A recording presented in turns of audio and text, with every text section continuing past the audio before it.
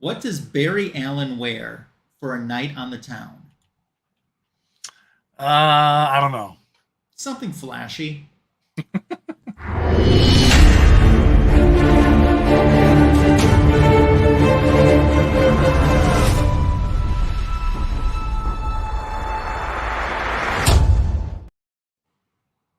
It's Sunday night, and that means Fanboys Live and the Retro Review. Welcome to our show tonight. It's always great to have you here. It's the best DC comic show on YouTube. I'm Ryan Magic Lasso hosting this week, and I'm joined by the Royal of Foils, SK Tony Fett. How are you? Good. Another beautiful week has gone past. Yes, it has. So good to be here as we continue to float through June. Yeah, July is upon us. Yeah, it's almost here. So let's welcome Tim the Comic Collector. But we can't.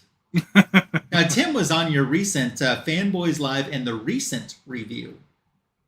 Mm-hmm. So I guess he's got his appearance for the year in. Yeah, he checked. He's good. Yeah, he's got his minimum appearance. Yeah. Comic Food 2814, we are waiting from right now with an unexcused tardy absence. We expect that to change. Even checking Instagram. Oh, yeah, I was going to say, let me check Instagram. Running a little late. Start without me, please. I owe each of you $300. That's sold. That's the note you saw, right? It's what I'm looking at right now, right there. Yeah, $300. Yep, okay. Right there. Well, for $300, I'll tell you what I'll do. I'll show you what $300 can get you. It gets you that removed. Sold. Yeah. We'll say hello to Warlord James, who's joined us in the live chat. How are you doing? Great to have you here. And he just picked up the first appearance of Power Girl in an 8.5. That's awesome. That's a great comic book to have, too. Tony, since James brought this up, do you know why Power Girl, and I'm not making this as a joke, I'm being serious here. Do you know why Power Girl has what is affectionately known as her boob window? I don't know. So her original design, it was going to be some type of a symbol there, and they didn't know what. So they drew it in hopes of we'll figure out what that is later and insert that. Well, they never came up with anything, and so it just, I think the colors thought it was a boob window. So that's how it became the boob window. Oh, geez. I'm serious on that. I'm not even making that one up. That makes sense. I believe you. That makes sense. Yeah. It just seems like, something so controversial nowadays, like Power Girl is, can just happen accidentally. You know what I mean? Mm-hmm. I believe it. When you don't have an answer, boobies is the answer. But I'm glad James is here because I don't know if James, Mr. Warlord, saw my big what's what I'm looking for? Batman Beyond pickup. Oh, probably not. You should probably show it. So I'm going to show it real quick. While you do that, I'm going to say hello to I Collect a Lot, who's joined us. So great to have you here for the beginning of this week's show. So we have the Fan Expo, Batman Beyond 2023 Fan Expo, signed, limited to 500. But after doing some research on it, there's actually 250 that were signed at the convention. And it is the foil reprint of Batman Beyond. And I'm going to take out a top loader. And that doesn't matter because it's still super glary. But yeah, you'll have to take my word for it there, Warlord. It is a foil cover. But limited to 500, 250 got signed. And I have one. That's awesome. Yes. Very cool. So if you're watching us on the rewind, hello to you as well. That's always appreciated. Yes, of course. Yeah, so let's get kicked in with some news for the week. What do you have, Tony? Well, I really want to talk some Flash stuff too. We'll probably wait to the furry ones here. Yeah, I'll wait till he gets here to chime in. And there's another news article I want to wait until he gets in here too, because it's Green Lantern related. So, okay. James says that looks beautiful. It does. I'm very excited for it. Yeah. You want me to start with my news? Yeah, go ahead. There's some facsimiles that are heading our way, including one that is getting a second life at being a facsimile because it's already been one before. Interesting. So DC has announced 4 upcoming facsimiles. They're going to do Batman #1 from 1940. It's an upcoming facsimile. They're going to do Detective Comics number 58 from 1941. Now, do you know why that issue is a key? First Robin? It's a first appearance, but it's not Robin. It's a villain. Joker. No. I give up. It is the first Penguin. Penguin. Yeah. Yes. I was going to say Poison Ivy, but like I remember she just got her facsimile. Yep. Third one announced is The Flash number 105, which is the first issue of Barry Allen's original solo series. Okay. That should have came out like this week, you know what I mean? Or last week. Yeah, they should have. Well, they might be tying it in with the home video release too. That's true. Yeah. But the book that is getting a second facsimile because it's already had one, Wonder Woman #1, the George Perez version. So it's Wonder Woman Volume 2, issue #1 is getting a new facsimile edition, which is interesting. Wonder Woman #1 from the Golden Age has never had a facsimile. Yet Volume 2 with George Perez is getting its second facsimile. If I'm remembering correctly, too, I think that because the original #1 was a wraparound cover, but when they did the facsimile for it, it wasn't a wraparound cover. So hopefully this time they will have fixed that mistake with the second go round. Makes sense. Interesting. Yeah, and a choice for facsimiles. Yeah, a previously announced facsimile 2 that's coming out in August is going to be the Omega Man #3, which is First Lobo. First Lobo. That's right. I did see that one. The news on that one. Yeah. A lot of people are saying they're going to scoop that up, but I mean, the first appearance of Lobo still are not necessarily out of reach, but not on the cheap side either. But reasonable with a little bit of self-discipline. Yep. So jumping back to that Flash facsimile that they're doing for 105, do you remember who the villain was? The Rogue's villain for that cover? Boomerang, I think. Nope. Good guess though. Nah, I don't know then. It's Mirror Master. Mirror Master. Okay, yeah. Mirror Master. He's a good villain. But I still have to say my favorite Flash villain is Reverse Flash. Okay. I mean, you can't get any more classic villain like you have Superman and Bizarro. You have Flash and Reverse Flash. You know what I mean? Like truly opposites of each other. In this case, literally. Yeah, exactly. What am I stuck on? Oh. Okay, do you have any other news? I do, but I really need comic food here. You still need to wait for that. I still need to wait, but we can talk Flash. Okay. Because that's not really news. So, huge spoiler alert if you have not seen the Flash movie at this point. Skip ahead a little bit, or if you're tuning in live, temporarily mute us. But we're talking Flash here. Wanted to talk Flash for a while, but finally I can talk to somebody about this that understands me. So I try to talk about it with my wife, and just she's not in the hero, so she doesn't understand. So I'm going to jump right into the end credits. Okay. Do you remember last week we were talking about a quote from The Flash? Yeah, I don't remember it. Starting to make sense. And it may have to do with the future of certain heroes.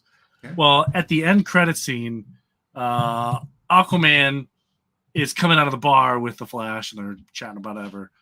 And Aquaman says something like, "I don't understand. Explain it to me again." And the Flash says, "Listen, every universe that I have been to, every alternate reality, 2 things have been consistent. I'm Barry Allen, me, like my face, and you have been Aquaman.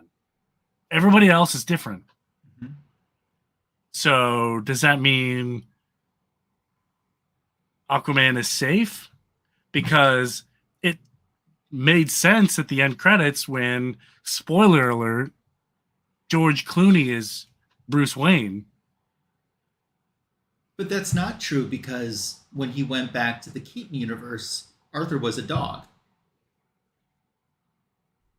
Yes. So there was no wasn't Aquaman. him. There was no Aquaman. It's still consistent. Maybe there that's was also, no Aquaman. Yeah. Well, maybe that's how they explain Amber Heard. Yeah. Not being Mera anymore. Yeah, because she doesn't exist. There's no Aquaman. Mm-hmm. There's no Atlantis. So, and it makes sense because when Barry went back, lasso pants. I get it. Mm-hmm. That's funny. We'll say hello real quick to Jean Malo. Yes, and Jackson Roykirk. And meow to the Jackson Roykirk. Meow. So it makes sense because when Barry went to an alternate reality, like he still became like the face of Barry Allen still became the Flash. So it's consistent with what he's saying. Every hero has been different. Like when he went back to, Earth, whatever it was on, like there was no Superman. There was no Wonder Woman. Well, yeah. I guess technically Kal-El existed, but was killed by Zod. Mm-hmm. Oh my Zod. Yeah, oh my Zod. So it makes sense to me because I have full faith they're going to replace Ezra Miller. Like, I completely expect them to do that. However, if they don't, it's just going to make that quote that he says at the end, like, it's going to make more and more and more and more sense. Mm-hmm. In my opinion, because it made sense to me because we don't know anything about Jason Momoa's fate, or Ezra Miller is still kind of up in the air. So I don't know. I think they're both done. But this doesn't really help, in my opinion. Okay. What do you think? So it's interesting. I mean, one thing, and this is a huge spoiler here right now, okay? Especially, I really mean huge spoiler because it's about the end of the movie. They're saying George Clooney is not going to be Batman continuing on. I had a feeling that was the case. This was like a one-off. Yeah, it's a one-off thing. Yeah. But how do you explain that then? What do you mean? It falls in line with, Ben Affleck isn't always Bruce Wayne in every universe. That's what he means. Yeah, but George Clooney is now Batman in the universe he came back to, but it won't be Batman the next time we see a Batman in that universe. Well, Ezra Miller's Flash could go to another universe or try something else and screw with the timeline and cause something to happen. Like a big, massive blockbuster called Crisis on Infinite Earths? Yes. Didn't Ezra's Flash character visit the TV show? Yes, he did. Yeah. But the TV Flash did not visit the movie. The movieverse. Yeah. Huge miss in my mind. Yeah, I agree with you. Huge miss. So last week I also said there were some cameos that we were expecting that we didn't get. And I pretty much let you figure out who one of them was by my disappointment. But I said if I remember this week, I would do this. And I'm going to do this. I did read an article where the producer, I think it was the director or the producer, I don't remember. One of them said, I'll tell you the two that almost made it, that we didn't get, okay? The two that almost made it was Marlon Brando as Jor-El and archival Linda Carter as Wonder Woman. He said those were the two that were so close out of it. So if you're wondering, we've in the past reported that Cesar Romero, Burgess Meredith, was it Frank Gorshin? I know Burt Ward was one of them, would have cameos in there. They did not.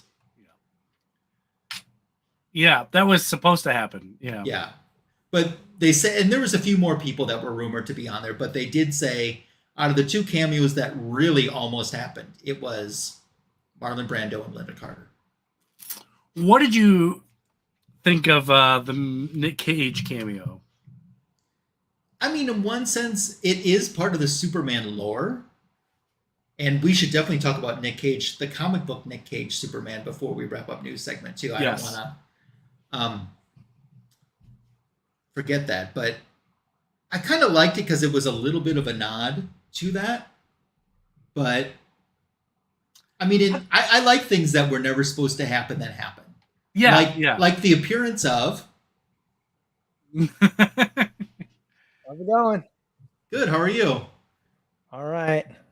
Tony and I are so happy that we're $300 richer each. Exactly. I'm good.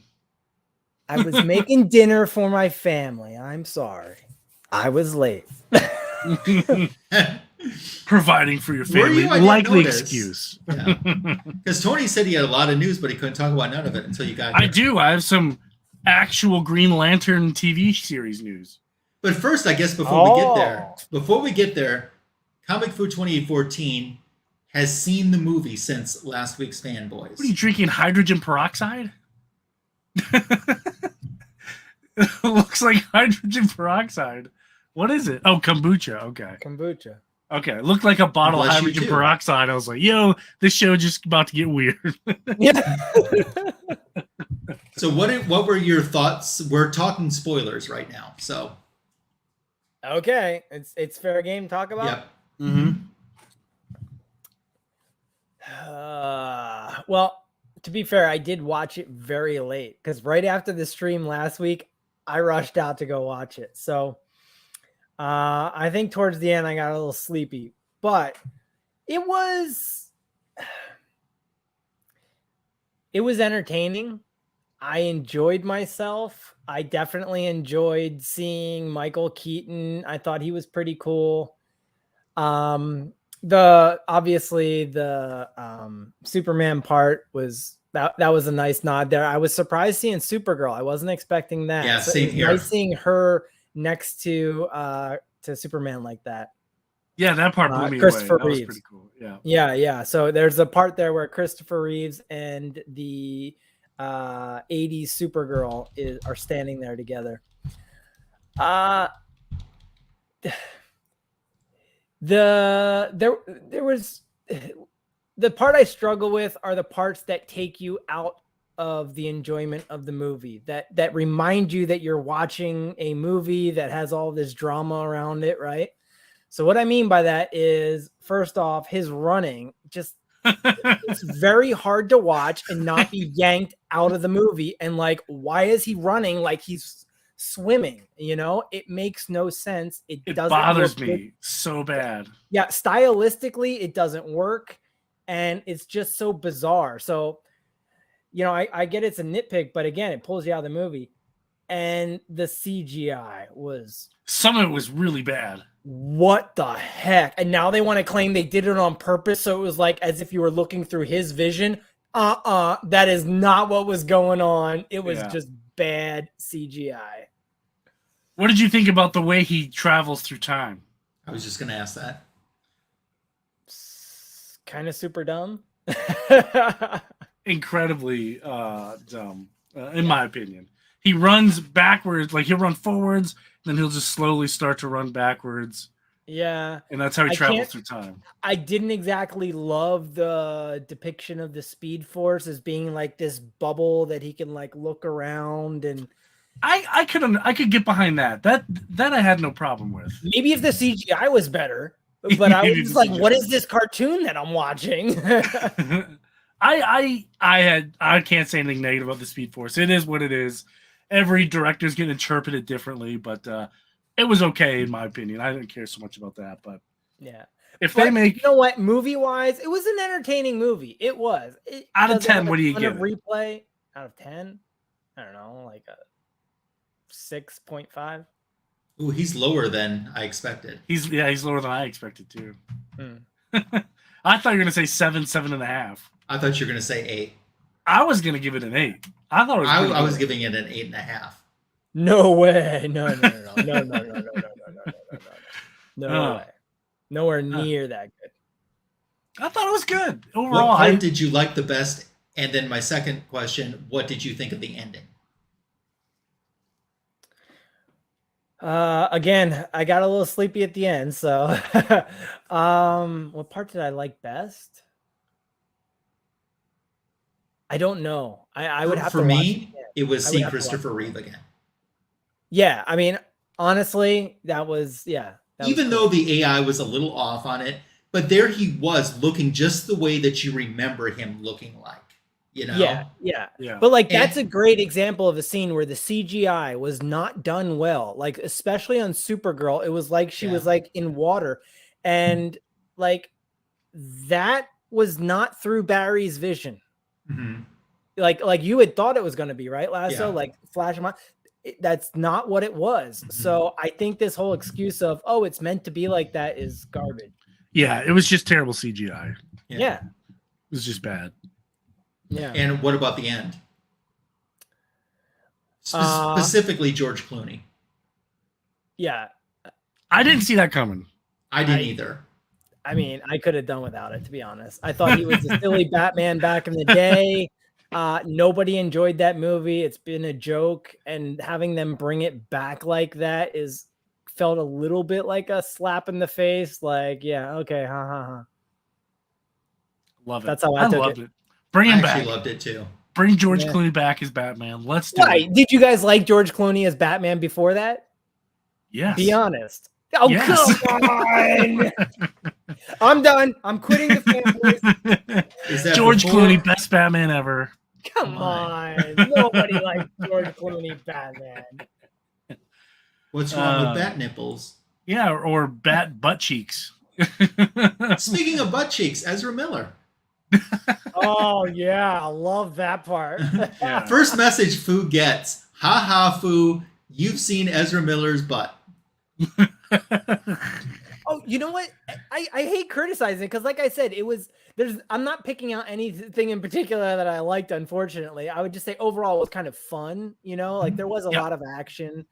So it was fun. And I did enjoy, it felt like a larger DC universe, more so than Zack Snyder's stuff ever did. That always felt very closed off to me. This felt more open.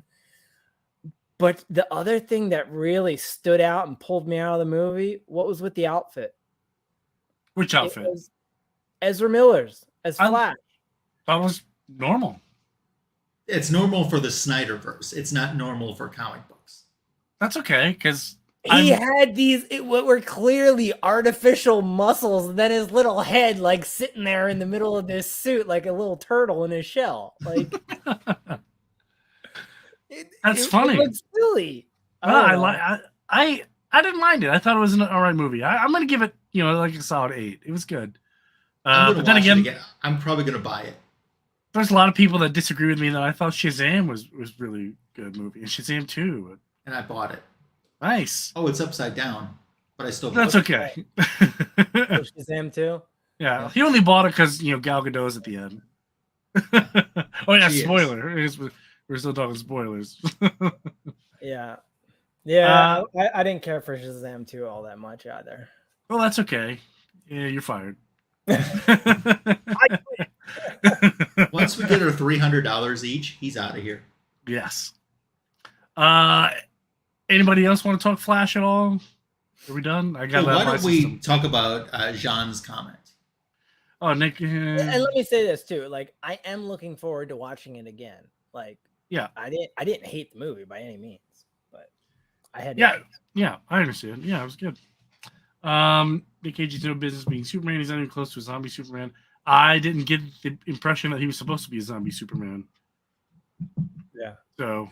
Oh, what do you guys think about them bringing Nick Cage on that variant cover? It's fine. Let's talk about that. Cover. So, for those that don't know, Nicolas Cage's Superman is finally coming to the comics on a variant cover. Cool. Maybe he's going to be the new Superman. No, I'm saying gimmick. I'm not getting one. It's a gimmick. It is. Oh, I'm sure it is. By the way, I didn't want to forget to say hello to Michael, who's here. Hey, Michael, hope you're doing well. And Nigel's here as well. Always great to have you stopping by. Now, James is giving the movie a 7. And when it comes to being able to find Batman Beyond foils on eBay, he's not happy. Hooray! I have the only one. Let's keep that above his head forever. That doesn't matter because he has way more comics than I want, and I have what he wants. Yeah, I think it's a gimmick. I wouldn't read too much into it. I think it's just going to be I agree. One-time deal. It's popular now. It's an ability to sell another cover. Exactly. It's cool. It's cool. I think they should have did it like on his birthday or something, or mark some other day or something. Yeah. Well, even though everyone knew he was going to be in the movie for the most part, I think that they didn't do it in advance to tie in with the movie because they didn't want to confirm it. If you all remember, we had a Cage Watch going for a while, and we were right. We called it on like day one that Nick Cage was going to be in the movie. So that's off to the fanboys. Hello to Ben Compton. Glad that you're here. So, do we have anything else about the Flash movie to say while I got the spoilers up? Nothing? No? Okay. Then I shall take that down. Okay, Fu, I'm excited that you're here. Because wait. Before we move off, did you guys discuss Tony and his silly little like? Oh yeah, we talked about it already. Okay. I did mention the two that almost had a cameo in the movie, according to it was either producer or director, and it was Marlon Brando and Linda Carter were the two that almost had the cameos in the movie. Yeah, I was surprised Linda Carter didn't. So, did you agree with Tony though? I think I need to do a better job of explaining. Yeah, I think he has to do a better job. I'll go back and rewatch it. Yeah. So pretty big Green Lantern news. I'm excited for the news. I'm double excited for your reaction, Mr. Fu. So this is still technically in the speculation, but like soft confirmation. So could go either way, but let's pretend it is fact. Let's pretend it's 100% fact. Everyone's confirmed it. So we are still getting a Green Lantern live action TV show. But the actions, I'm going to call it season 1. I don't know how they're going to do it, but I'm going to say season 1 of the Green Lantern TV show is going to directly affect the DC universe. I think we talked about that before. And it turns out set to go into Blackest Night, right?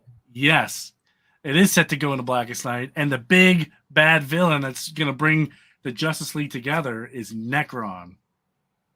Oh, nice. Yes, so they're going to have to team Black up. Hand, though? What's that? It should be Black Hand, though. Or Black Hand, I'm sorry. Yeah, not Necron. You're right, Black Hand. So, it is Black Hand? Yeah, it's Black Hand. Okay. Oh, that's good. So obviously they can't do Blackest Night like by the pages because they're not set up for that. But I guess this is their way of bringing in some minor characters. Yeah, we had heard that they were going to do this, that the TV show is going to set up Blackest Night. And that's here's another article with a soft confirmation. So the Justice League are going to take on Black Hand, huh? Yeah, and like dude, that is smart. That is the first smart thing DC has done.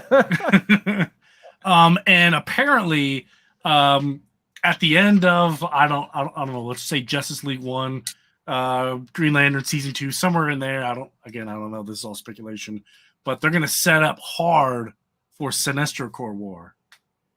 You're gonna need it. Yeah, before Blackest Night. Right? I don't know what they're thinking. I have no idea, but apparently that's the next Green Lantern big bad is Sinestro, awesome. Which is good. I think this is really good, and obviously I'm highly biased. However, just think back to what the MCU did, right? And you've got to have like this big bad, larger than Earth bad guy that eventually they're building up to. And I think we said here months ago, right, that actually, if you think about it, Black Hand and Necron, the pair of them, is a good one. Yeah. And some critics are chiming in, and they're all singing the same song. Like, this would be the greatest DC like event to bring them all together. This huge event right out of the gate. And everyone's buying it. Before we get too excited, though. You're right. It's still very early. Well, no, let's keep in mind it's DC. So they can screw up the best of stories. But to our benefit, we have James Gunn, who's been given this blank canvas. You don't think so? You don't think? Jury's still out. Jury is still out. You're right. He's done nothing really. I mean, he hasn't really had an opportunity. Yeah, he directed a movie, but it fit in with the Snyderverse and not his own thing. But James Gunn has come out and said he was been a DC fan like his whole childhood. So it's nice. It's nice to maybe get a taste of something. Tony, I'm going to help you this time around. Okay. Okay. I sat back idly by and I stayed quiet as you fanboyed up on the Snyderverse. I'm not going to let it happen with the Gunverse now. Just let me No, I'm going to keep you honest and make you hold out until you see the what is actually produced. You're right. But this is a little bit closer than what we realize. Superman Legacy comes out in, I have it down here, July 11th, so 7/11/25. It's possible the Green Lantern TV show comes out just after that or slightly before it. I'm going to say it comes out after that. Wait, 2025? 2025. Is it a TV show? No, it's Superman Legacy, the new Superman. Oh, whoever that the is. Green Lantern show. Yeah, I'm going to say the Green Lantern show comes out at just after that. Just after 2025? I don't know. I'm just speculating. If that is the case, my enthusiasm level goes way down. But, I mean, this is good news. This is potentially... You're right. I'm taking it with a grain of salt for two reasons. One, it's super early. Two, it's DC. They could screw it up. Or three, the whole thing goes right out the window and we get nothing. All those things are still possible. But I agree. This is a huge opportunity to introduce an awesome story that's going to put people in comic book shops looking for this book. For the speculator market, sure. They could spec the heck out of this book, but I think it's a fabulous idea. And it makes sense because the DC Universe first chapter is called Gods and Monsters. And what's Black Hand and Necron? Gods and a monster. Now Lasso's had his poker face on this whole time. I want to know what he thinks. I'm excited for James Gunn, but I'm cautious because DC has messed up so much. DC's DC. Yeah. You can say it. Because there's people that, might try to stop him from whatever he really wants to do for whatever their own reasons are, which usually never benefit the fans. So I think James Gunn has proven he can write a good project. He always has great music in his projects, that's for sure. I was thinking about that today. Like, how are they going to do that? I'm looking forward to it, but at the same time, too, if they end up deciding to recast Gal Gadot, mistake. You've got a good character right there. But Henry Cavill was a great Superman, too, although they wanted someone younger. So, here's another thing we're not thinking about. It's almost confirmed that Tom Cruise is going to be somewhere in the DC universe. There's a huge bet that he's Hal Jordan. I think that would... I thought somebody told me the other night that it was all out confirmed. It is almost confirmed. It's not 100% confirmed because, I mean, it's way early, but, it's pretty hard to confirm. But I know he's an in-demand actor. He could say, yeah, I'm not doing that, and throw the whole thing out of whack or change some things. I don't know. Okay, I have a serious Green Lantern question here. Okay? Sure. And this could potentially make someone's head explode here on the panel. But I got my hat on. I've just got this bad feeling that the main Green Lantern they're going to go with isn't going to be Hal Jordan. I think there'll be Hal Jordan in there somewhere. I'm okay with that. But I think it will be someone else. If I had to pick, I'd say Jon Stewart. Easy.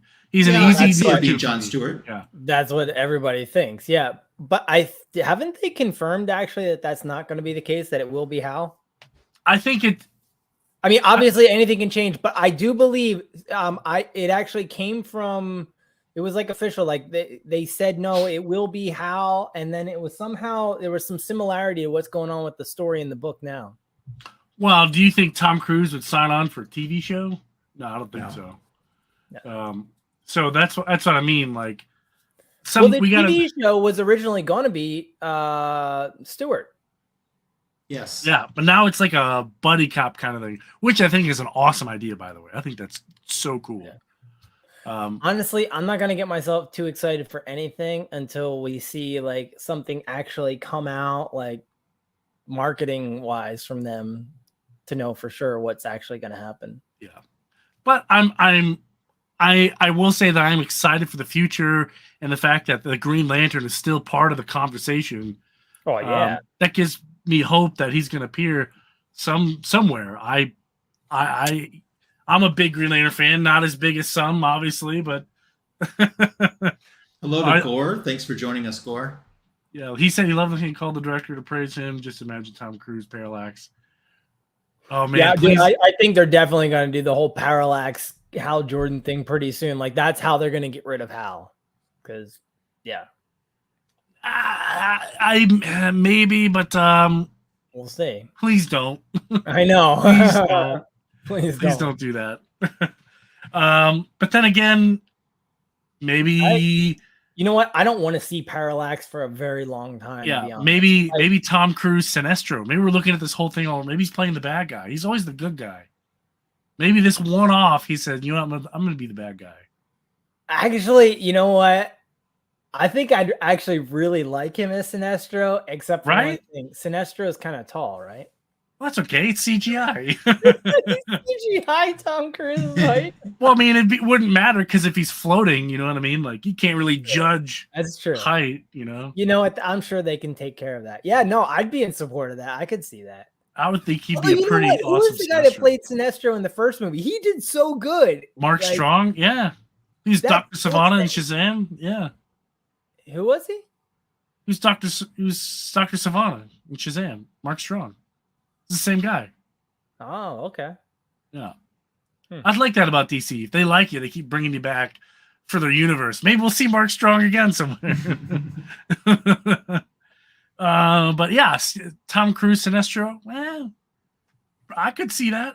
I'd like to see it. I'll bite. If he's I always liked in the Super Friends. I always liked in the Super Friends cartoon, which incidentally has been taken off of the Max streaming service. It's not on there anymore. Boo to that. But when Green Lantern was on, he always had a tan that the other characters didn't have. His skin was always a little bit more tan. And I also always enjoyed that every time Sinestro interacted with him, he called him the Green Fool. Well, it makes sense that Hal was tan because he's based at isn't it Southern California, Coast City? It's like the DC Universe version of San Diego. I thought it was like more like San Francisco. No, San Francisco is Gateway City. It's Gateway. Okay. Makes sense. Yeah, I know Coast City's somewhere in Southern California. Southern California, okay. Yeah, which makes sense because you see the palm trees and when he does Ferris Air stuff, and there's a desert not far. So it's anywhere. But Chris Pratt, Hal Jordan, I can't see it. I can't see that. I honestly, I don't know who'd play Hal Jordan because it's someone that's gonna have to sign on for a HBO Max series first, and I can't see a AAA actor saying, "Yeah, let me get less money first." Well, maybe the TV show won't be Hal. Maybe they'll save Hal for the movie. Maybe they really are going to do like John and Guy or something. I mean, that would be cool. I don't know. You said it's a buddy cop thing. Yeah, it's a buddy cop thing. I could see that too. John being, the serious, stern, Green Lantern, and Guy just like, whatever. Great pairing. Let's go to the bar. Yeah, they'd never get along. That'd be like two on the nose for like Lethal Weapon meets Green Lantern. Hey, But I'd still see it. I could see that. I could totally see that, and that makes sense. Yeah, bring Hal Jordan in later because he's just more experience. He's been the Green Lantern for a while now, so yeah, like on the season finale, like the two of those guys, they just screw up real bad, and all of a sudden in comes Hal Jordan to clean up their mess. That would be really cool, actually. That'd be really cool. I could see that, but I mean, like they go to him, for advice or whatever. He can make a quick cameo because he's you know, he's established now, so he's got other responsibilities outside of Sector 2814. So I think it'd be pretty cool. You could totally pull it off. But that's all I got. Just those 2 articles, and a casting for Green Lantern TV. Yeah, that's an old article from. A lot of people are still saying Nathan Fillion should be Green Lantern Hal Jordan, but I don't know. Bradley Cooper, Hal Jordan. I could see Bradley Cooper, Hal Jordan, but he's a AAA actor, so I don't really see him. John Krasinski, Jamie Foxx combo. Yeah, maybe. A lot of the guy who played Hawkman could be Jon Stewart. Nah, I couldn't do that because he's Hawkman first. Yeah. John Boyega is Jon Stewart. John and John. But I'm speculating now. But news-wise, that's all I got. I just wanted to get Mr. Foo's reaction on some of this soft Green Lantern news. But hey, I'm just happy that Green Lantern's still part of the conversation. That's if you get anything out of it, Green Lantern's still here. There you go. Lastly, you're awfully quiet. I am. What do you think about that news overall? As a DC fan, he's just trying to prepare himself for the review he's got to do here in a minute. We'll get to that. How he's going to get through it. But I mean, how does that sound? You're not like the biggest Green Lantern fan out there. I like Green Lantern. You like Green Lantern. What did we establish? I have 43 Green Lantern comic books in my collection last week. We established that. So yeah, but I mean, if let's say all that's 100% true, would that excite you or to see I'd that? Watch it for sure. Watch it, okay. I mean, I know that there's the older Hal Jordan with the white streaks, and that seems to be what, from the conversations that I'm hearing from the chat and you guys, that everyone's gravitating to that version. No, not me. I don't want that one. Then it's not Tom Cruise. That's okay. I will sacrifice Tom Cruise not being Green Lantern if Tom Cruise is Green Lantern, it's the older Hal Jordan with the white. Absolutely. Agreed. Yeah, it is.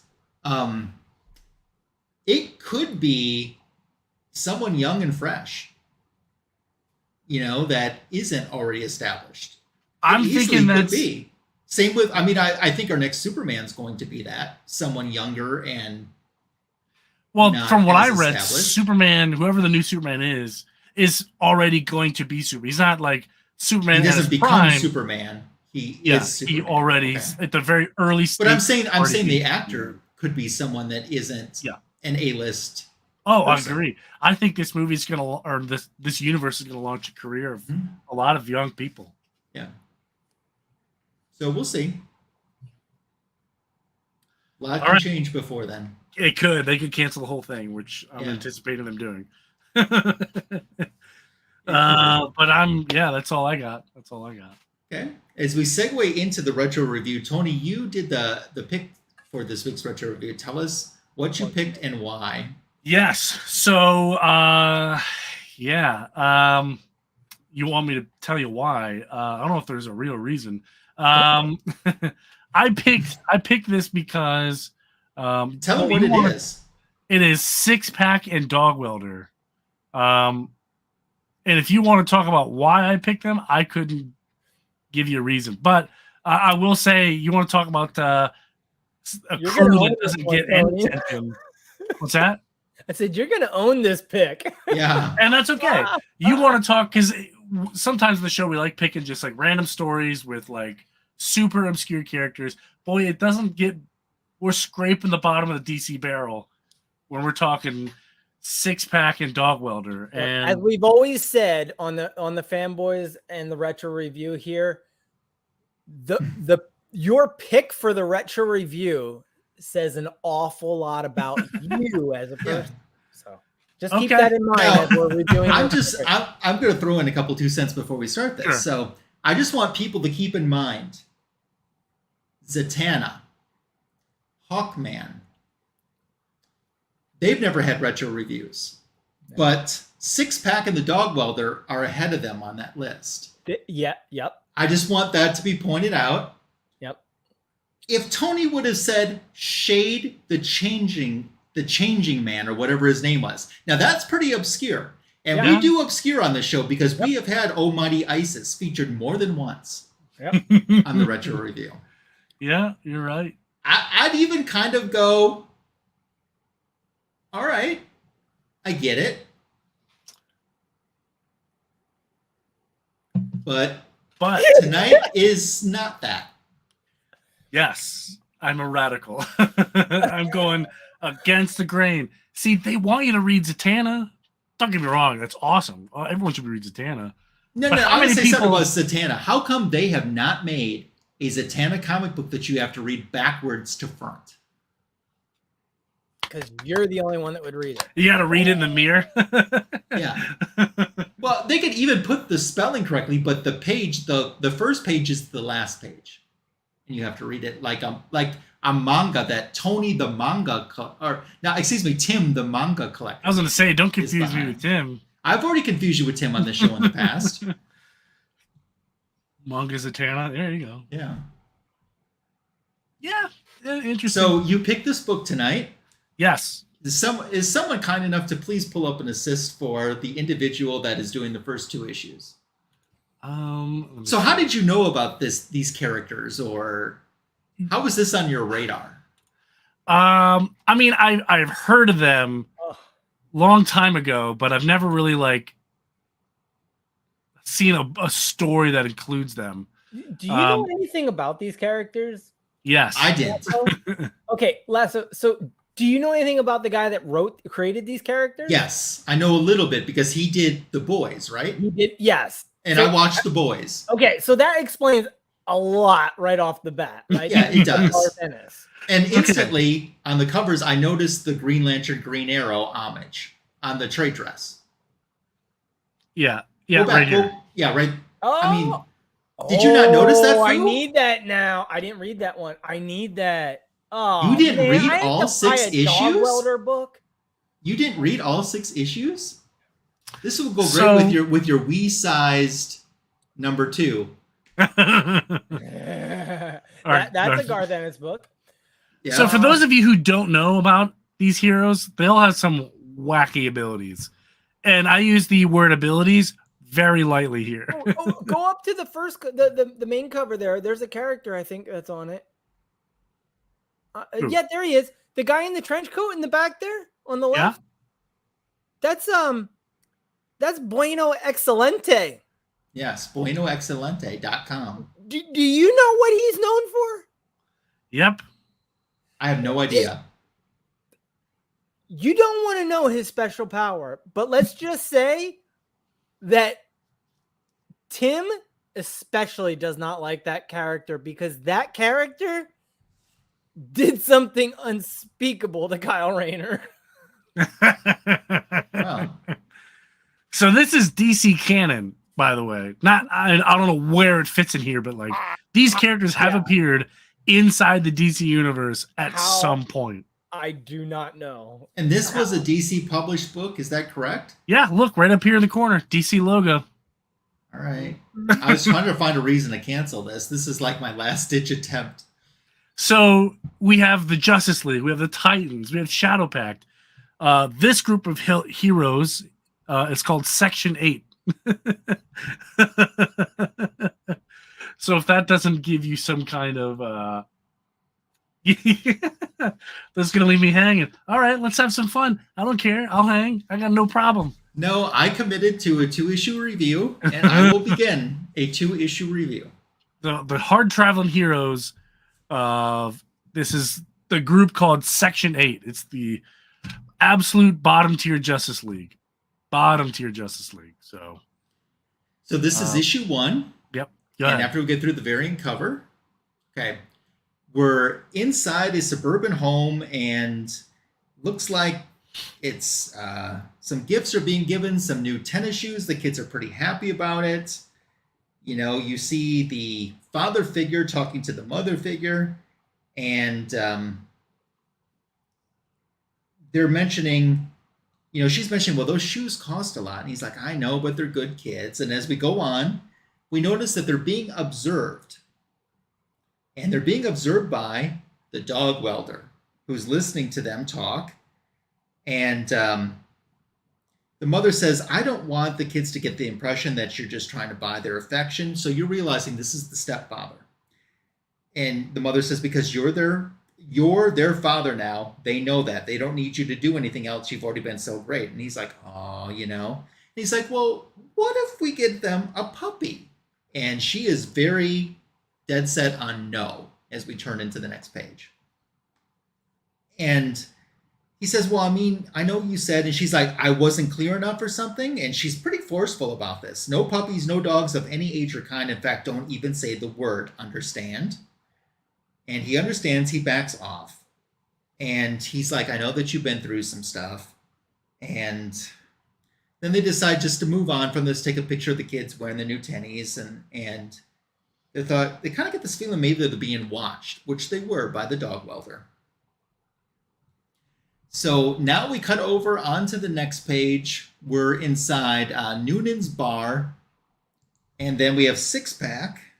He's talking about, well, he's drinking a little bit.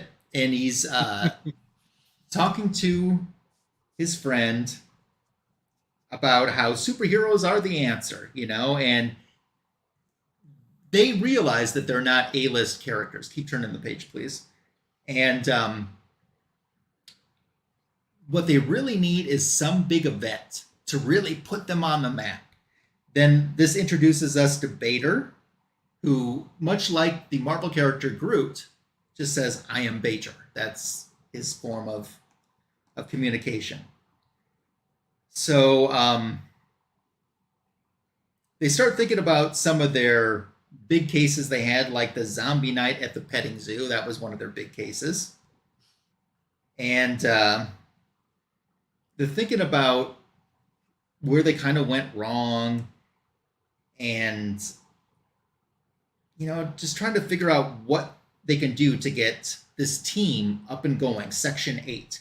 And they've even wondered if they've lost some members, if they're even down to maybe even Section 5 right now. Well, they look over and they see a bunch of girls hanging out with one of the Section 8 members. And she's the very odd-looking thing called Guts. So the one that looks like Guts, that's Guts. And she's hanging over there with Power Girl, Starfire, and Catwoman, who are giving her some relationship introspective there. And, they're reprimanding Catwoman for playing around with them a little bit, but Catwoman says he loves it, and you can see he does. He's got the hearts right above his head. So they're giving Guts some relationship advice and maybe suggesting attending some counseling. And then we cut back over and Sixpack is told, you know what? You need to just lead the damn team. So he's a little taken back by that. So now we cut back to Dogwelder, who's walking, and he kind of sees this thing in the sky, almost like a shooting star, but it's not a shooting star. And he drops a cigarette and decides he's going to follow it. So we cut back now to Noonan's, and they're inside.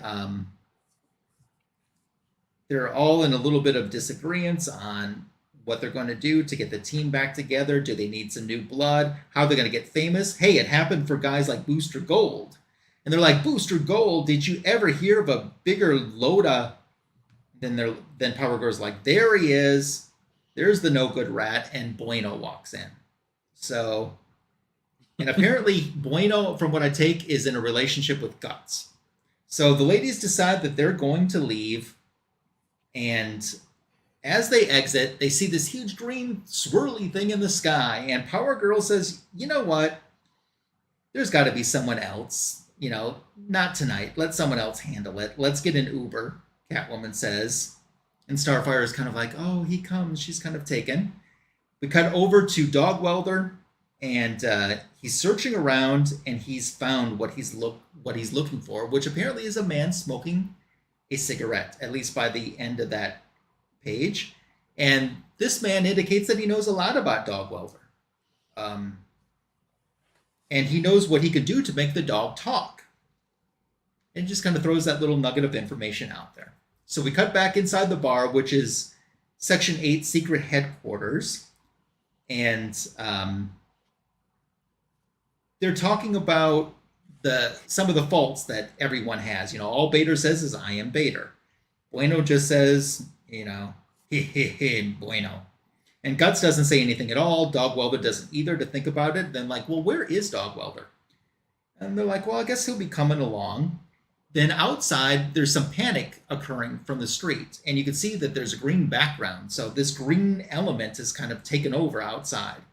They go out to realize, to take a look to see what they're dealing with. They got a 2-page spread there. It's the Spectre. And the Spectre is there to right the wrong of ages past, the ultimate transgression, you know. Look on my dire visage and know my awful wrath. And, you know, some people are freaking out, you know, like, what the hell does the Spectre want? And he's come for the sinner, the fugitive from divine justice, the one that will fled but now will not flee no more. And then they're kind of like, who do you think he means? And that brings us to the end of the first issue. This is definitely an interesting story indeed. Yes.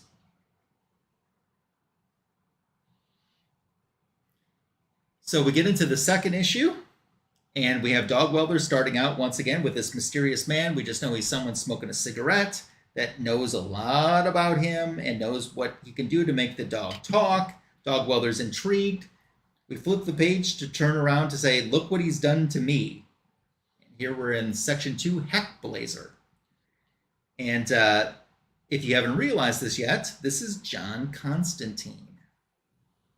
So John Constantine starts to tell him a little bit about himself, you know, that he used to be something. He used to be feared and respected. He could get all the birds he could handle, and now he's just a bleep in a space helmet. And he's like, so you want to know about you or not?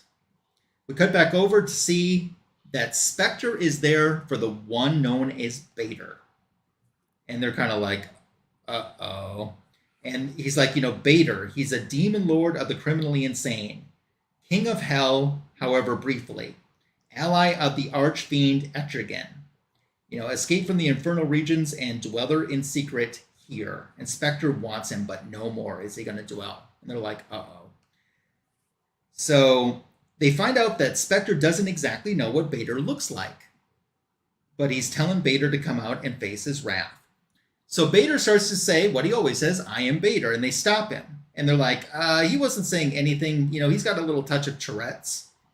And Spectre's like, Spectre always gets his man. You know, he wants Bader. And they're stopping Bader from claiming his identity. Now we cut back to John Constantine, who's with the Dogwelder.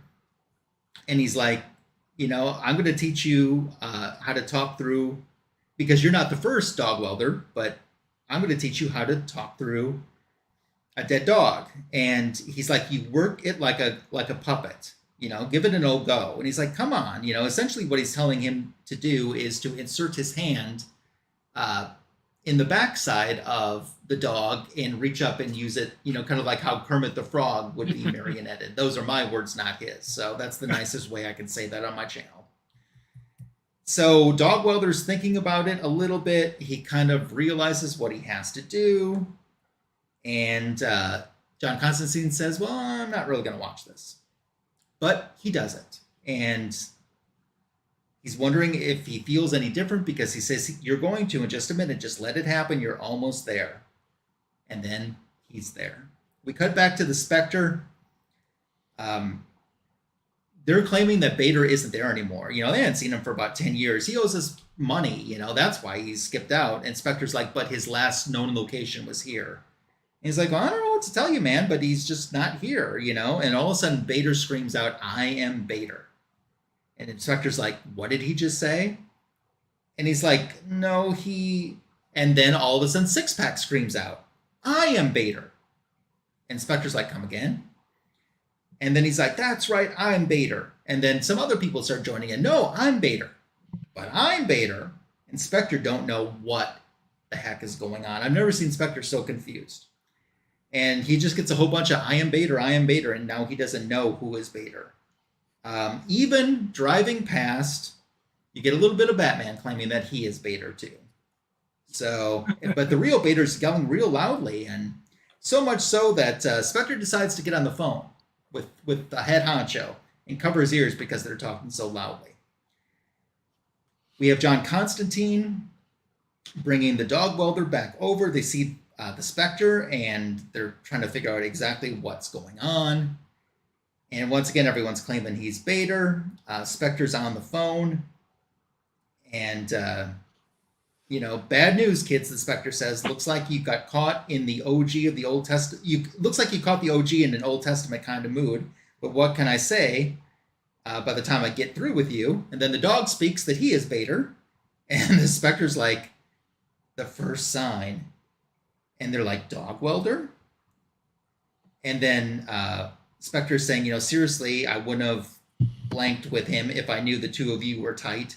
I'm going to chalk this one up to experience and go if that's all right. No harm, no foul. And the Spectre just kind of disappears. So then you got the group there. They're like, Dogwelder, you can speak now. We're just kind of having a meeting trying to figure out what to do to make our group more high profile. And they're like, what changed? How come you can speak? And John Constantine starts to inform them that he's getting ready to go save the world. And there's a lot of stuff. And first of all, they're kind of like, well, who are you?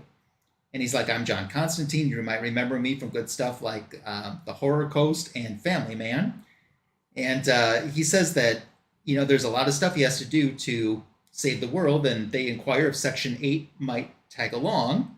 And he's like, suit yourself, but it sounds more like a suicide mission than anything else, if you know what I mean. And that brings us to the end of my retro review for this week. Take it away, Comic Fu.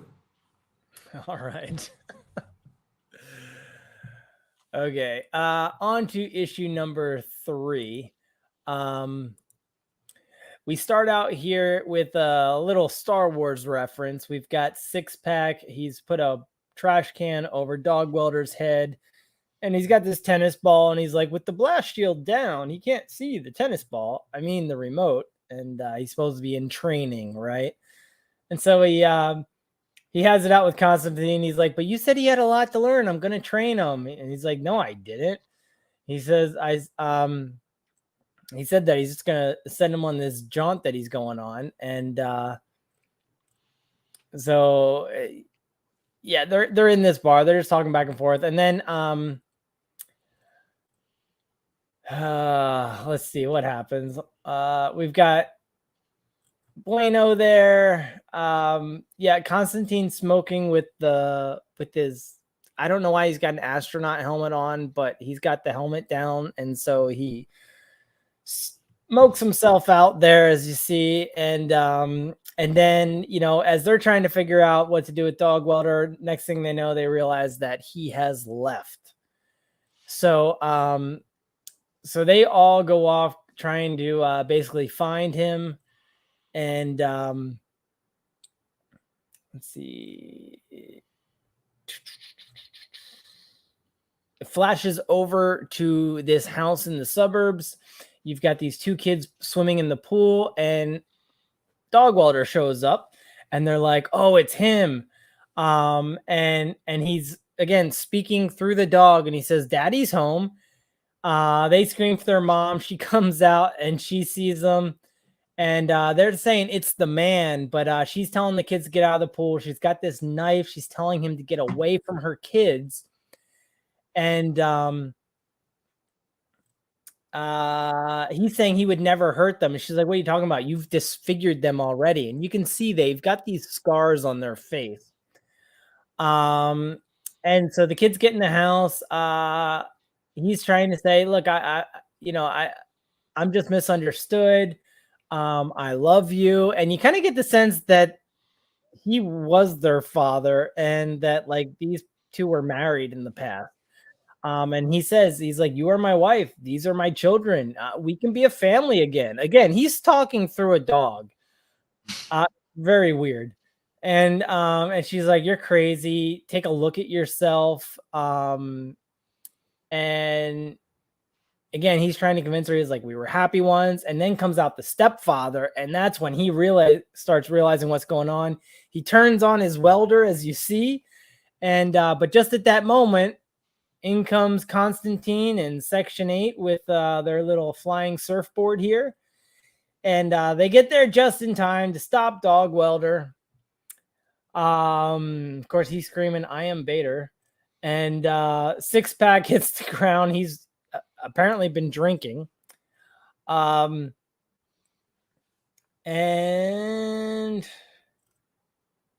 yeah, they basically convince Dogwelder to leave the family alone. The cops show up. Constantine's got this like ray gun that he calls the Hellblazer.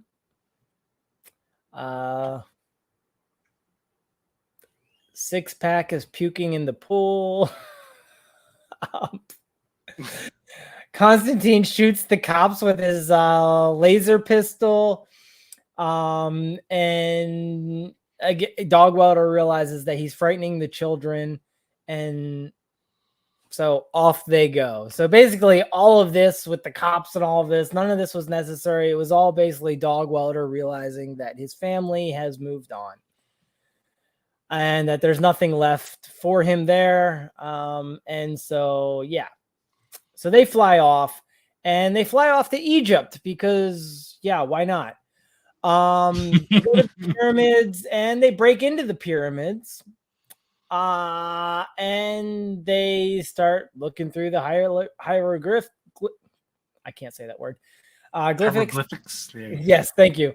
And then, of course, as always happens when you invade a pyramid, mummies come alive, and they start attacking them. So they're all kind of surrounded by these mummies making bad jokes. And that's going to take us to the end of issue number 3. Let's see, on to issue number 4 here.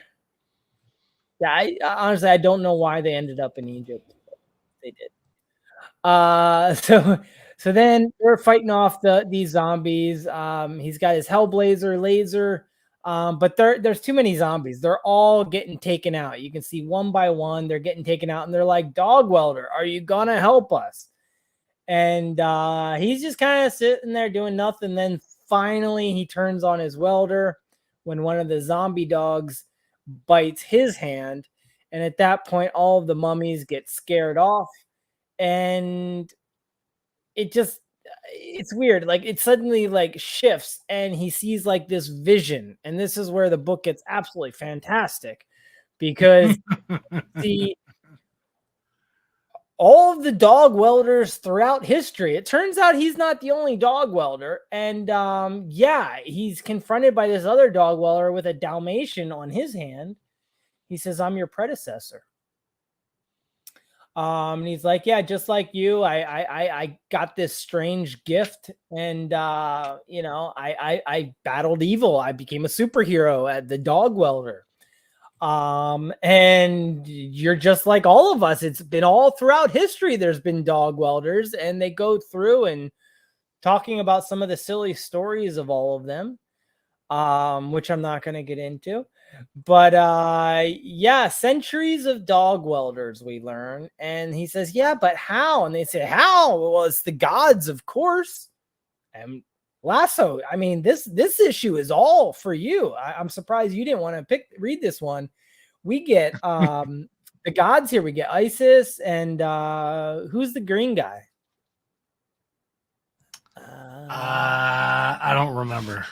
Yeah, and then the hawk guy, the bird guy, that's they say it later. I forget. But that is Isis. So they basically are realizing that when they created this world, the humans are breeding too quickly. They're going to overrun the planet and eventually take over the god space as well. So we knew we should have had this underworld to deal with this thing. So they need an underworld, and they need someone to help usher them in, right? So they decide that they're gonna go and get they go and they find this blacksmith, okay, in ancient Egypt, and they take him over to this, I guess I think it's like a dead pharaoh or something.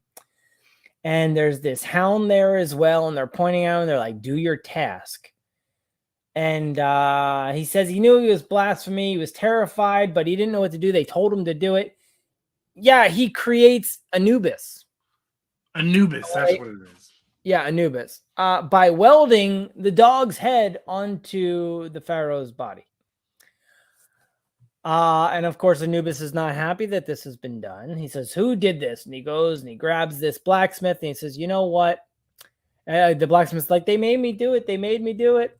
And he's like, well, then my first task is I'm going to utter a new curse upon you. And basically he curses him to be the dog welder. Yeah, that's it's yeah. And so because of that, there have been dog welders all throughout the centuries, and he is only just the latest. One of many, yeah. One of many, yes. So we go back to the group here. Again, some bad jokes with Bueno, which we won't repeat. I don't even know if you can. Yeah, so then yeah, and this is basically like where after he passes, he knows that he will come to the Hall of Dog Welders where he will rest one day. Let's see. So we have a Flash Museum, and we have a dog welder memorial mausoleum. Yep. And he says, but until then, you got to do what we were meant to do, and that is weld. You know, we are the dog welders. This is the way of wisdom. Their powers are strange. They live strange lives without reason, without purpose. And then he sees that he's going to get a statue one day of him holding his dog. And so finally he exits his vision. He rejoins the team. He says, I learned nothing. I found nothing. No knowledge, no respite, no hope. It's just all dog welding. And they're like, what the hell does that mean? And so they go leaving the pyramids. He's like, I thought we were going to save the world, what the Spectre said, you know, and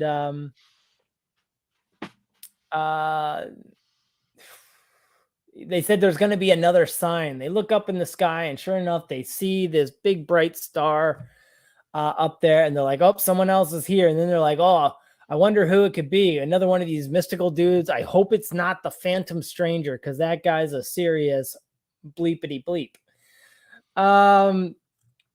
Constantine's like, all right, he'll be here any second. He puts his blast shield down. He's like, now. And that's where we leave off for issue number 5. On to you, Tony. Yeah. Now, because I only read issue 5 and 6. I only read mine. So now this is making a lot more sense. Is it? Is it? Well, not really, but I mean. Big question first. Did any of the fanboys read all 6? Nope. Lastly, Okay, you only read yours? Yes. Or did you read the whole thing? Okay. No, I read 1 and 2. Oh, that's it. Okay. So we cut back to section 8, and they're in a hotel in the desert. So I think, it looks like they're still in Cairo. The sun's coming up, and they're trying to figure out what Constantine meant by, this another visitor we have. But it's just the sun. But it's not just the sun. It's a Sirius, which is a dog star, whatever that means. So our Silver Surfer mix with John Constantine, they all pile on his Silver Surfer, and they start to travel through time and see all the different types of dog welders there are. So you have this ancient Chinese dog welder. You have some medieval looking dog welder. And I like how you know who this cameo is, right? The witch from Snow White, or the evil lady from Snow White, or whatever, which I thought was pretty cool. And then they start talking about, what is a dog welder? And it turns out it's a curse. It's God's curse. and Bueno's still not wearing any pants. So they're going to the dog store. They decide that's where they need to go next. They're going to the dog store. So what do? They break into a military installation, knock out the guards, tie up the astronauts, put on their suits, and they're having second thoughts. So Sixpack is just going to down some more booze. Everybody decides that this is not a good idea, but it's too late. John Constantine says, look, if you want to save the world, like, there's only one way to save the world. We get on that rocket and we go save the world. So sure enough, they this motley crew is going into space. By the way, nobody notices these aren't the real astronauts. So 6 brave souls assigned to a mission beyond. Hooray! So they climb aboard the big space shuttle, and I like how John Constantine still has a cigarette in his hand, but has a space helmet on, so he can't. So they get in the rocket, they get all strapped in, it takes off, and that leads us into issue 4. Or I'm sorry, 6.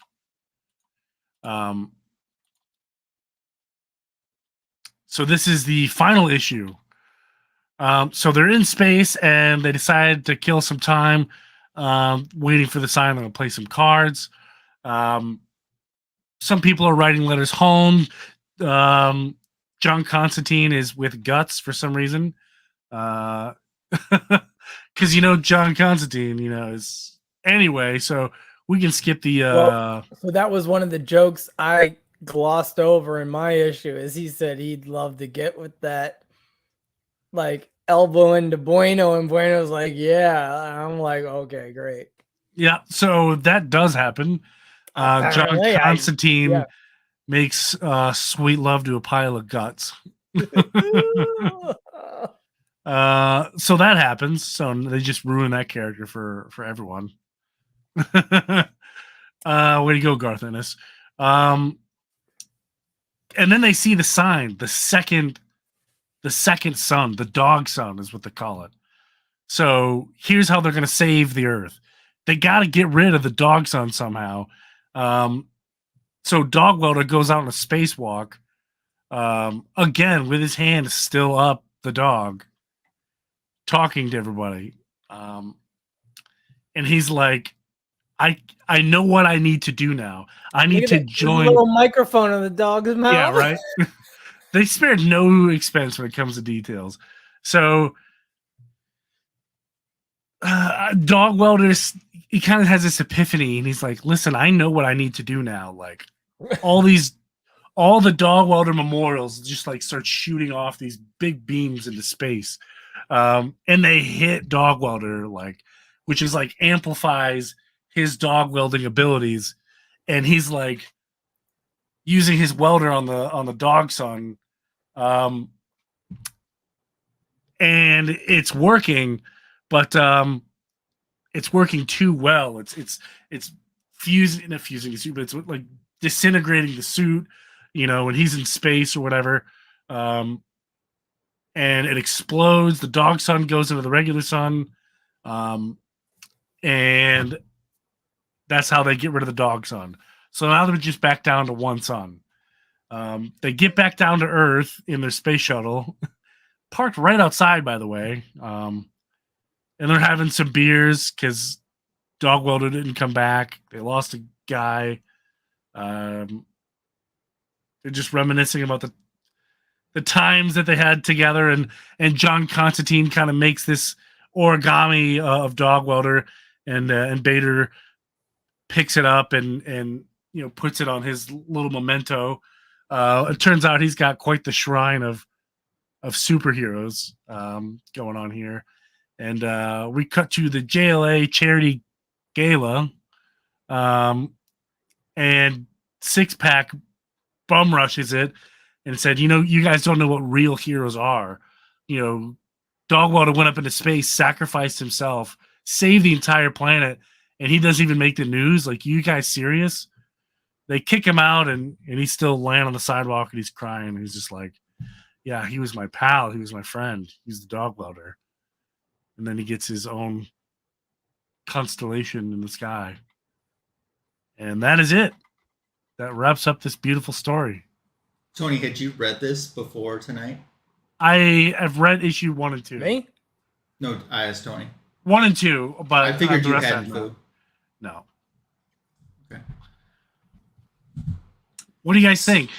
Well, I have a question for Foo. Well, first, I just want to thank Tony. Thank you for choosing this on a night where we're on Lasso's channel and not mine. Yeah, right. Foo, I was going to ask you a question. But Do you see what you've done to him now that he's been glittered? I know. It's in my brain. The results are coming out like influenced by the glitter he ingested. I know. If I knew that this was going to be one of the end results, I would not have You would have put a stop to enjoyed. it. I Yeah. probably would have, yeah. I know. The glittering has led to Section 8. It has. Way to go. Okay, so discussing this overall story arc and grades. He picked it, so he goes first. Tony. 10 out of 10. No, I'm just kidding. This is it's a funny standalone story. You know what I mean? It has zero effect. It's its own little bubble, so I can't really give it points for nostalgia or continuity or anything. So I think it's just gonna sit right at a 5 out of 10. Okay. And Gore enjoyed the reading. Gore is probably the only person who's still with us on the channel. I did see Oregon pop in. I do want to say hello. I think Oregon popped in, realized something was going on like this, and then left. But Gore, He's like, I know what happened to Kyle. Yes. I'm out of here. Yeah. So thank you. Foo, your thoughts and grades. This story wasn't for me. Yeah, it's not for everybody. You're right. Now I'm gonna give it a 1 out of 5. And he feels like he was being generous. The glittering already happened. Just to let you know, Oregon. 1 out of 5. Okay.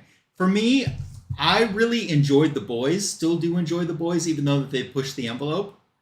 There's something a little, but I've never read The Boys. I've only watched The Boys. I've never read The Boys. So I don't know if I would enjoy The Boys as much if it's a different medium. So I don't know if the medium, how much of an influence the medium has television over reading in a comic book. This also was not for me. I will go 1 out of 5. That's kind of why I picked it, because it's so bizarre. You know what I mean? Like, it's out there. I thought The Boys, well, I don't know. I was going to say much worse, but then at the same time, too, The Boys don't do to dogs what happens. At least I don't think they do. Yeah. That was kind of my turning point there. Well, and plus we're mixing DC characters in with like the Spectre was so out of character. Well, yeah. Even Power Girl, let someone else take care of it. You know? Exactly. Yeah. Hanging out with Catwoman, and Starfire. And Starfire. All right. Yeah, there's a combo you never see. Yeah. But this is like the most bizarre story I think we've ever done. Well, and like Constantine now, I mean, that's canon. What just went down? That's canon. So, yeah. Yeah. It's canon. It's official. Yeah.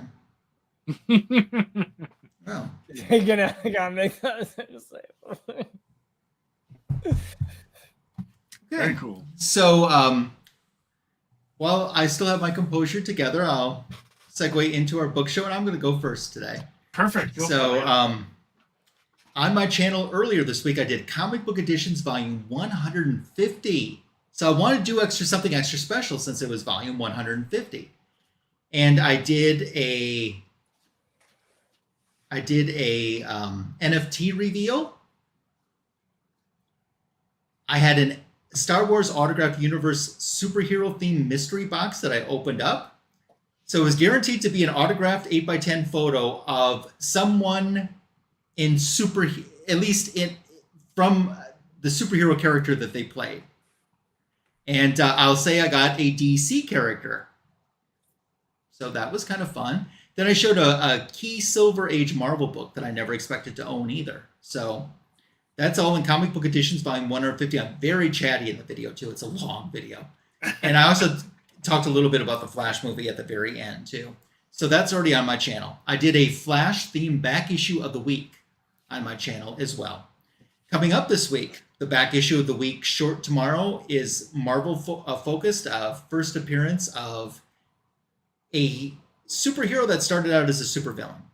I'll let you know that. Then I've got a Spectacular Spider Haul video, my final one from this segment that I've been doing one per month since December. I got my final one dropping on Tuesday. So that's what you can expect on my channel in the future. So I changed my mind as to what I wanted to do for a book show. And instead I decided to go with this one. Wonder Woman 800 came out this week. And I've been talking in our Fanboys private chat about the special foil cover because I think that that's pretty awesome. And I thought I'd show this one off. This is not a ratio incentive or anything. If your LCS has any of these left in stock, I think it's maybe like $1 more. At least it was at my LCS than that. This is Daniel Samfier, who will be the new regular Wonder Woman artist. And awesome spin transformation from Diana Prince into Wonder Woman. Nice virgin foil cover. So if you're looking for foil on what should be at least a little bit of the lesser side cost-wise, this is going to be my recommendation for you. The Wonder Woman creative team wraps up with this issue. There's 2 stories. The Wonder Woman creative team wraps up in this issue. There's the back. And then the new team takes over with the second story, which is the introduction, first appearance of Trinity, Wonder Woman's daughter. Very cool. Yeah. Who would like to go next? I'll go. Mine's a little bit different. Normally we show cool books, or at least I show cool books that I have signatures on. So yeah, you're right. It's hit or miss. But I'm going to show some books that I'm going to get signatures on because I'm very excited. Jeff Johns is coming to town. Super stoked. This will be my first time ever getting the signature myself, and someone not getting it for me. So, I'm very, very excited about it. So, books I've chosen, again, this is so far. This could change. Shazam #1. Sorry, go back and show that again. I didn't have you on full screen. Sorry. Okay. Shazam #1. The Jeff Johns run, obviously. Flashpoint Beyond cover C. There we go. Geiger.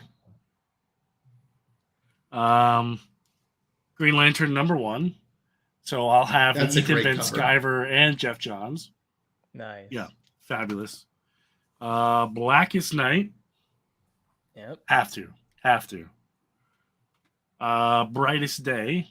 About this one I definitely have to do it now. I realize I'm being forced because not only will I give Jeff Johns a sign it, I'll get Jeff Johns, Peter Tomasi, David Finch, who did the cover, and Joe Pardo, who are all credited on the book. I will get all those signatures on the book, which is cool.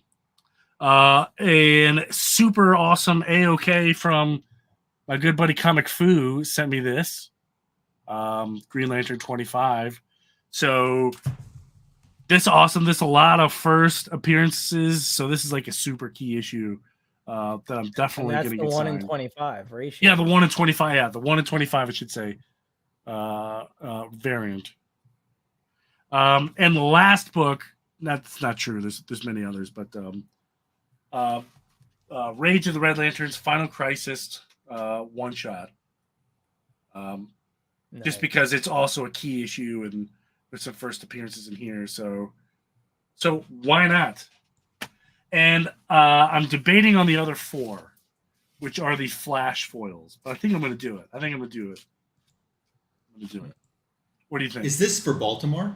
Baltimore, yeah. Okay. So this is just the Jeff Johns stack. You know what I mean? This is just one guy. So it's all said and done. It's going to be I'm going to be over 500 comics signed by quite a bit if I hit everybody. So I'm excited. And there's going to be some cool meetups. I don't want to spoil anything. Some cool folks in the community who I've never met before that are also going to be there. So these stars are aligning. I'm going to have some hellacious free time at Comic-Con. So I'm going to take full advantage. And it is going to be awesome. I'm very excited. So stay tuned for content for that. It's going to be a lot of fun. It really is. Very nice. And food. What? Oh, is anything going on in your channel, Tony? I was going to say, I'm just playing around with some shorts. I found an AI generator for my YouTube shorts. So I uploaded one and it got me 3 subs. I uploaded another one and then got another couple subs. So I was like, okay, well, we'll just jump on this gravy train and ride it for as long as we can. So it's weird because I don't get a ton of views, but when you look in the studio, that percentage that view the whole thing, it's just like exploded. We're talking like 90% consistently. So we'll see. Hopefully that keeps going. Yeah. Okay, Fu, what's going on with you? All right. You ready for my book show? I am. Pay attention, Lasso, because you're going to want to go chase this one. You ready? Oh, geez. I give you Hitman number 18, the first appearance of Section 8. Oh my gosh, you have it. I have it. First appearance here of all those characters. Yes. Wow. Who wrote it? Is Garth it Garth Ennis. Ennis? Okay. Yeah. Wow. This is his creation. He will also be at Baltimore Comic-Con. I should grab that book. You should have. Get him to sign number it. 18. Go do it. Another book to have him sign, if you can get one, is The Boys #1. Very cool. Classic. Yeah. This is Wildstorm, but that is a DC imprint. Yeah. I heard he charges a lot of money for the Boys signatures. Really? But he's probably going to charge a dime for Section 8. And to go along with that, I've got The Boys #3. And the significance of this is The Boys #3 is actually the first appearance of the 7. Okay. Which is like the Boys version of like the Justice League. Yeah. Well, if you could call it that. Yeah. So they actually didn't appear in the first 2 issues. So there you go. Really? I did not know that. And I believe, was it the first 4 or the first 6 issues or so was Wildstorm, and then it switched over to, I think, another title, right? Do I have that right? I believe you do. Don't recall. No, I think it was only with DC for a little bit. But yeah, that was my book show. As far as what's coming up on my channel, I actually think I have a video that I filmed and I forgot to post, so I need to go pull that off my phone and get that posted. But yeah, that's about all for right now. Should we ever let Tony pick again? Yes. Listen, I scraped the bottom of the barrel. Like, it doesn't get any lower, so I don't know. I think he's just challenged himself there, Lasso. So maybe we. I challenge you to find a worse story with worse characters. Gordon else says yes. See, I got good taste. This is like the Sharknado of the DC universe. You know what I mean? Like, it's bad. Everybody knows it's bad. That's why it's so good. Yeah. They wrote it bad on purpose. At least I think so. Lasso, you look deep in thought, my friend. He's just so disappointed in you right now. He's like, how could you have done this to me? Hey, you notice that Wonder Woman came in, was very brief, and she didn't say anything. Thank goodness. It was brief. She didn't say anything. She didn't do anything wrong. Just... Well, I don't know, just appearing in there is still... just the fact that she appeared. Yeah. Okay. Well, sorry. That's all. All right, that brings an end to what used to be the greatest DC comic show on YouTube. Fanboys Live in the Retro Review. If you watched on the rewind all the way to the end, go ahead. Can you please find a photo to pull up of All Star Section 8 number 4? You need to get this, Lasso. Oh, jeez. I can only imagine. Wait, All Star Section 8 issue. Nah, no, I'm thinking something else. Oh no. Let's bring it up so everyone else can see. You saw the pain on his face.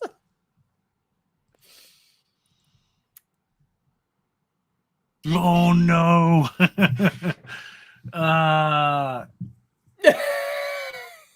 Awesome.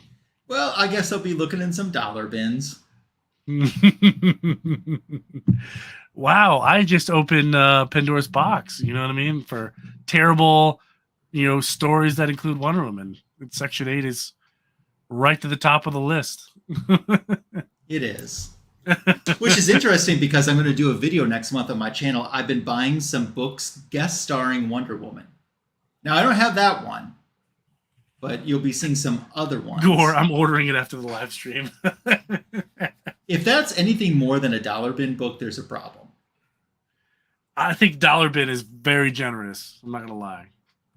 Yeah. I want to... I seem to remember that something happens with Wonder Woman that's not so great. So yeah, I'm better off being that's in the dark. That's yeah. If that's true, like why would DC even publish that? You know what I mean? To one of their, top tier money making characters. Mm-hmm. I'm skimming through it right now. The issue, yeah, I don't think you want this one. Oh, this is the one. Yeah, you don't want it. I think you now he wants it. Now when you say you don't want it. No, that means that I'll get A-okay'd it. Oh, yeah. People are going to be sending you this book. I'll end up with like 8 copies of it. It's your version. Because it's a cheap book and I don't want it. It's your version of the Foofer now. The one Wonder Woman book I don't want will be the one Wonder Woman book I'll end up with the most copies of. Yep. Oh my gosh. You're gonna be like part of your house is gonna be, integrated with that book. You got stacks of the ceiling. You can't even move it. I will say that that cover has been done before. Yeah. It's a homage cover. Yeah. The cover's all right, but you know what? Here's the one thing. I can have or own multiple copies of it. Don't mean I have to read it. No one can make me read it. That's true. You can just be completely blind. And I will never spoil the story. I promise. Oh, I just skimmed the whole thing. Oh, man. I don't need it. All right, folks, send your AOKs. And before the stream ends, might I point out whose fault all of this was? I'm sure you've realized it already. Tim's. It is Tim's fault. Yes. Oh. Because if it would have been Tim, he would have not allowed this on a show that he helped co-create. He would not have. He would have none of it. Unfortunately, Tim is involved with litigation with BTC and is unable to join us for the foreseeable future. They decided they hate each other, but they're still going to do business with each other. Yes. Yeah, they've been putting out some fire, so. Yeah, I can't wait for the Wonder Woman. There It's ain't gonna coming. be no Wonder Woman. It's coming. At least not for 800. There might be for number 1, but not 800. Yeah, I agree. Although they are missing opportunity to not do 800, I will say that. Only one retailer did an exclusive that I know of so far for 800. And interestingly enough, it's one of the retailers that never did an exclusive for 750. So this is what I'm saying. The retailers that did exclusives for 750, which were many, got so burned on it that they're not doing another one. I believe it. And incidentally, if you want to know, it's a nice cover. As a matter of fact, I'll pull it up for us. It's Midtown Comics. And they got burned on it? No. They're the ones who did the exclusive for or 800. Oh, I thought you were talking the other way. The 750 got burned. Let me pull that up so you guys can see.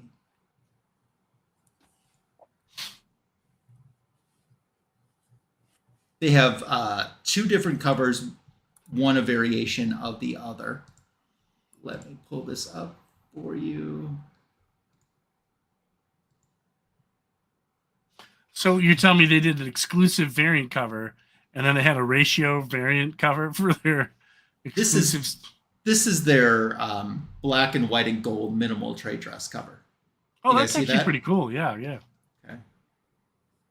And then the other one is just is the same image. It's just full color on it. I actually prefer the minimal one. That's pretty cool. Yeah. Who's the artist on that? David Nakayama. David Nakayama. Oh, of course. Apparently, I can't search while I'm sharing screen, so let me see if I can pull it up the other way. But maybe not. Anyway, you get the gist of what the image looks like. So it's a nice one. I like it. Yeah, it's nice. So you don't need encouragement. You're going to go in a timeout pretty soon. That's fine. Okay, that brings to a close a more memorable Fanboys Live and Retro review. Next week, it is 2814's turn to pick. I choose All-Star Section 8, number 4. Yeah. That's okay. I unfortunately won't be able to make. We'll postpone it then. Postpone it then. What do we got going on here? What did Section 8 want to do 6 just now? $14. I'll tell you what. Some eBay seller right now, a dirty rotten flipper, is saying, "Oh my God, can you believe I sold the Section 8? Complete run? No, not complete run. CBSI's top 10 list. Yeah, right. Sales went up 1,000%. Everyone's gonna learn about these characters and go and buy it. Well, the show obviously has influence. We do. So, yeah, wait till you read that issue 4. Wow. I think the key word there is wait. Yeah, wait till next week when we review it on the Fanboys Live the Retro review on Comic Food's channel. Yeah. So next week we'll be on Comic Food 2814's channel. Thank you again for making it to the end, especially if you've watched it on the rewind. Gore obviously has extra money that doesn't know how to purpose, so feel bad. You're gonna make a video. It's wonderful. And remember, send your AOKs to Magic Lasso. I say send. Tony picks a book and somehow Lasso's getting trolled. Send the money you would have spent on the book to Magic Lasso. No, don't do that. That's too nice. It's too nice. The District 8 channel. Yeah, we're starting a whole YouTube channel based off of Section 8. Yeah, wait till Tim finds out he's involved in that too. Yeah. All right. That's too funny. Thanks everyone for joining us. We hope you have a fantastic and successful week, and we will catch you soon. Yes. Bye. Peace out.